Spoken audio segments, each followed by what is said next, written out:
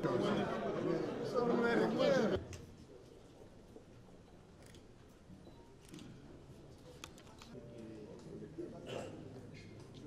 la jeunesse et de l'instruction civique.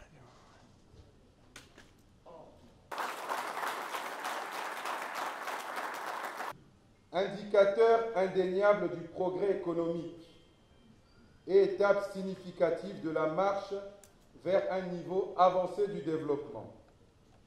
L'émergence apparaît comme un impératif pour de nombreux pays africains.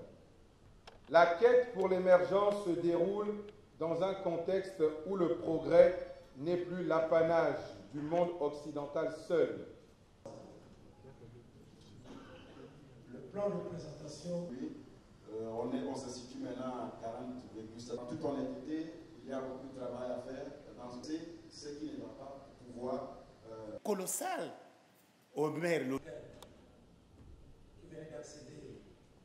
Pour qu'un pays comme le nôtre puisse être un pays émergent, c'est vrai, il y a beaucoup de choses qui vont suivre, mais la jeunesse doit être qualifiée.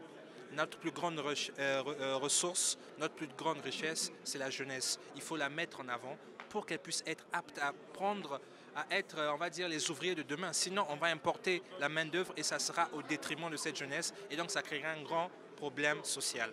L'émergence, ce n'est pas l'émergence de l'Afrique du Sud ou de la France, c'est l'émergence du Congo. Donc si on se sent congolais, vieux ou jeune, on doit être forcément concerné par la question de l'émergence, étant donné qu'on évoque ce thème pour le bien en fait, de l'ensemble de la population. Donc le jeune ne peut que se sentir concerné parce que c'est son pays, c'est son avenir forcément.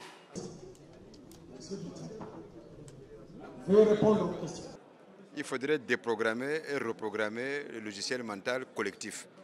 Il faudrait que les gens maintenant soient orientés vers l'entrepreneuriat.